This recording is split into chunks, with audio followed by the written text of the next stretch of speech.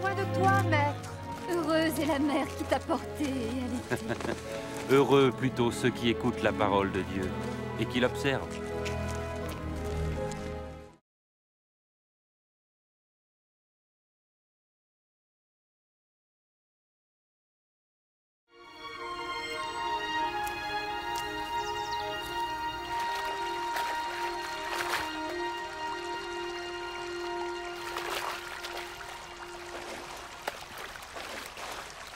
Apprends-nous à prier, comme Jean l'a appris à ses disciples. Quand vous priez, dites « Notre Père qui es aux cieux, que ton nom soit sanctifié, que ton règne vienne, que ta volonté soit faite sur la terre comme au ciel. Donne-nous chaque jour notre pain quotidien. Pardonne-nous nos offenses, comme nous pardonnons aussi à ceux qui nous ont offensés.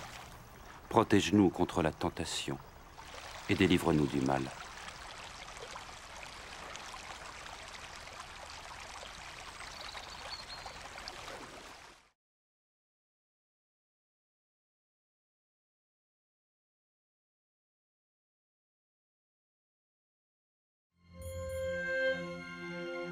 Dans les Saintes Écritures, Dieu déclare que le Messie viendrait pour être le sauveur du monde.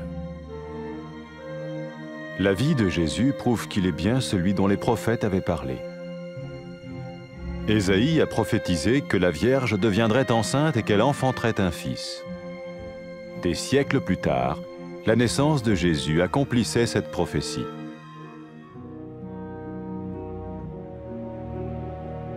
Les Saintes Écritures déclaraient que le saint à naître serait appelé le Fils de Dieu. Cela signifiait que Jésus serait le Fils de Dieu au sens spirituel et non au sens physique. Nous le voyons par sa manière de vivre. Il a guéri des malades, il a pardonné leurs péchés, les a ramenés à Dieu et leur a promis une place dans le royaume éternel de Dieu. Il s'est offert lui-même en sacrifice pour le péché à leur place. Puis il est revenu à la vie, victorieux sur la mort selon le plan de Dieu. Jésus a dit « Personne ne me prend la vie, mais je la donne de ma propre volonté. » La vie de Jésus n'a pas seulement accompli les écrits des prophètes, mais elle a aussi confirmé la vérité de la sainte parole de Dieu. Les prophètes avaient écrit « Ta parole, ô mon Dieu, est parfaite, elle dure à toujours. » Jésus lui-même a dit « Le ciel et la terre disparaîtront, tandis que mes paroles ne disparaîtront jamais. » Jésus est venu pour nous donner la vie dans toute sa plénitude. Mais quand l'homme a désobéi à Dieu dans le jardin d'Éden, il a choisi sa propre voie et ses actions l'ont séparé du Créateur.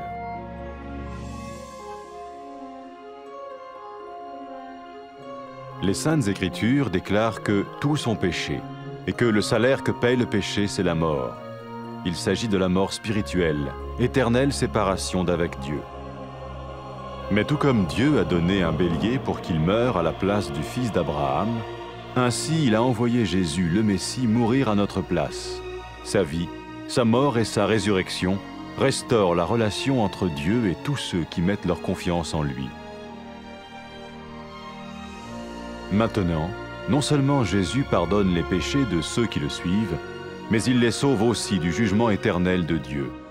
Ils sont sûrs d'aller au paradis et de vivre avec lui pour toujours. C'est cette vie et cette liberté de la culpabilité et du pouvoir du péché que Jésus offre à chacun aujourd'hui. Cela ne veut pas dire suivre une religion, mais choisir d'avoir foi en Jésus qui dit « Je me tiens à la porte et je frappe. Si quelqu'un entend ma voix et ouvre la porte, j'entrerai chez lui. » Cela veut dire se tourner vers Dieu et croire que Jésus vient dans nos vies pardonner nos péchés et nous rendre tels qu'il veut que nous soyons. Il ne suffit pas d'approuver intellectuellement ce qu'il dit, ni de vivre une expérience émotionnelle.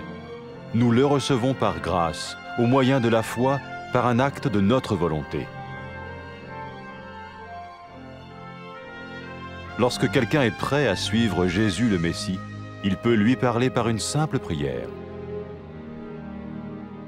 Peut-être êtes-vous prêt maintenant à ouvrir votre vie à Dieu.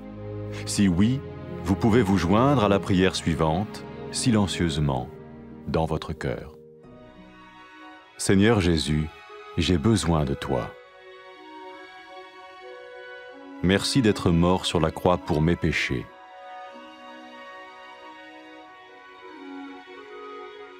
Je confesse mes péchés et je m'en repens.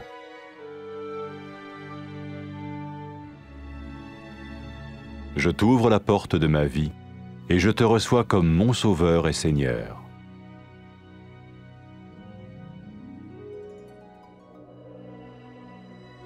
Merci de me pardonner mes péchés et de me donner la vie éternelle.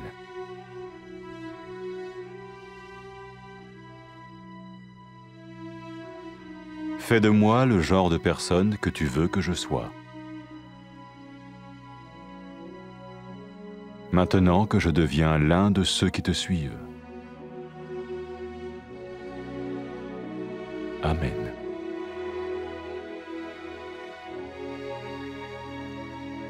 Jésus a dit à propos de ses disciples, « Mes brebis écoutent ma voix, je les connais et elles me suivent. » Pour expérimenter la vie en abondance promise par Jésus, ceux qui le suivent parlent à Dieu chaque jour dans la prière et lisent ou écoutent sa parole.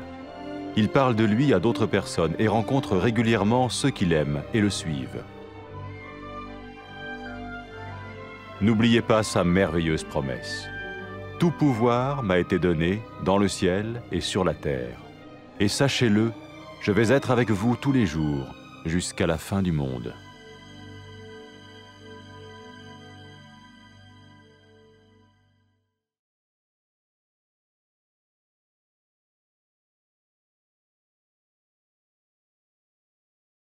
አንተን እንሻለን የተሸከመች ማህፀንና የጠባቸው ጡቶች እንዴት ብፁዓን ናቸው ብፁዓንስ የእግዚአብሔርን ቃል የሚሰሙና የሚጠብቁም ናቸው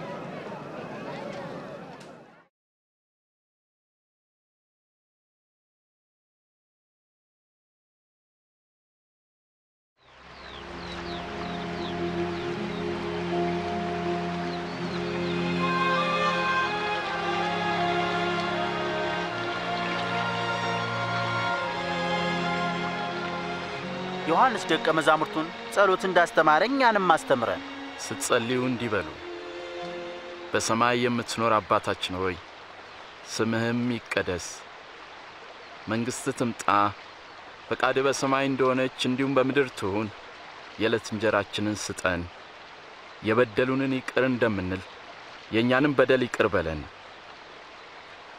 ወደ ፈተናም አታግባን ከክፉ ሁሉ አድነን እንጂ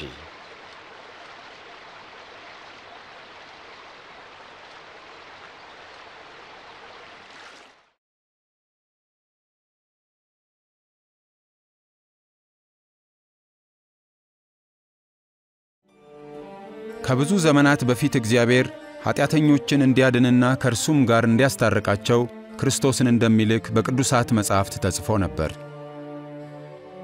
የኢየሱስ ሕይወት በእርግጥ እርሱ አዳኝ መሆኑን ያሳያል። ኢሳይያስ የተባለው ነቢይ ድንግል ትጸንሳለች፣ ወንድ ልጅም ትወልዳለች ሲል ጻፈ። ይህም ተፈጸመ። ገና ድንግል ሆና ሳለ እግዚአብሔር በኃይሉ እንድትጸንስና ኢየሱስንም እንድትወልድ አደረገ። በቅዱሳት መጻሕፍት እንደተጻፈው የእርሱ ታምራዊ ልደት እግዚአብሔር ልጅ ያለው ክርስቶስ መሆኑን የሚያሳይ አምላካዊ ምልክት ነበር። ሰዎች ኢየሱስን ሲመለከቱ የእግዚአብሔርን ማንነትና ኃይል ያያሉ። ሰዎችን ይፈውሳል፣ ኃጢአታቸውንም ይቅር ይላል። በእርሱ ዘላለማዊ መንግሥትም ስፍራ እንደሚያዘጋጅላቸው ተስፋን ይሰጣል። ኢየሱስ ለሰው ልጆች ተሰቃየ፣ ሕይወቱንም መሥዋዕት አደረገ። የእርሱም ኃይል ከሞት ኃይል የሚበልጥ መሆኑን ለማሳየት ሕያው ሆነ።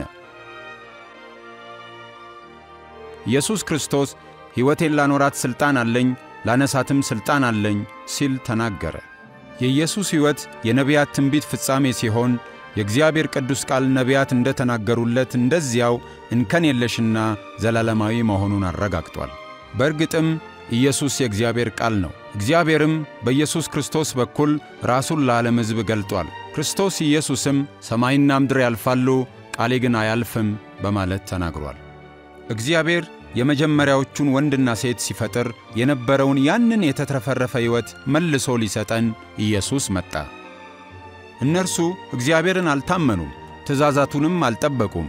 ይህም አሳፋሪ ድርጊት ከእግዚአብሔር ለያቸው።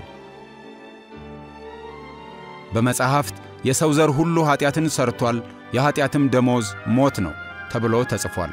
ኃጢአትን ያደረጉ ሰዎች ከእግዚአብሔር ጋር በመልካም ግንኙነት ሊኖሩ አይችሉም።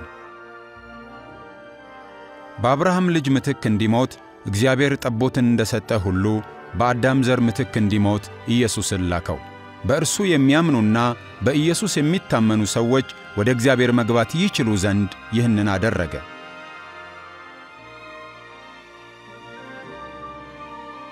ስለዚህም ኢየሱስን የሚከተሉ ሰዎች ከሲኦል ፍርድ አምልጠው ከእግዚአብሔር ጋር ለዘላለም ይኖራሉ።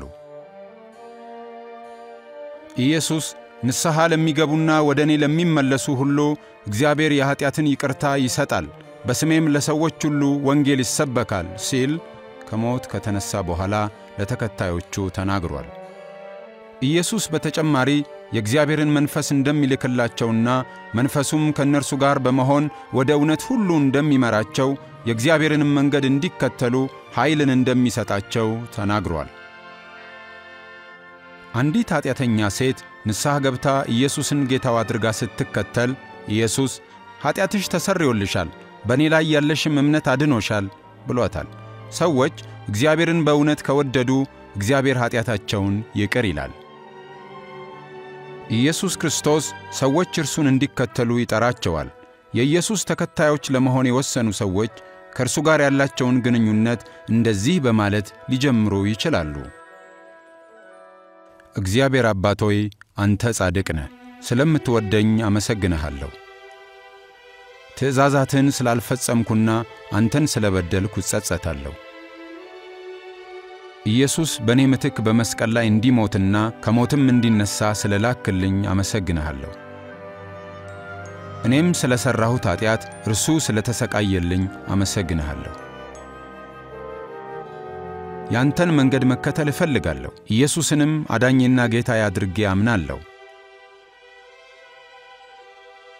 ኃጢአቴንም ይቅር ስላልከኝ ወደ አንተም እንድመጣና በመንግሥትም ካንተ ጋር ለዘላለም እንድኖር በሩን ስለከፈትክልኝ አመሰግንሃለሁ። ቅዱሱን መንፈስን እንድትሰጠኝ እርሱም ከኔ ጋር በመኖር መንገድህን እንዲያሳየኝ በሙሉ ልቤ እንድወድህና አንተንም ደስ የሚያሰኝ ሕይወት እንድኖር ኃይልን እንዲሰጠኝ እለምንሃለሁ። በዚህ ምድር የሚኖሩ ሰዎች ሁሉ በሁሉም ስፍራ ያመስግኑህ። አሜን።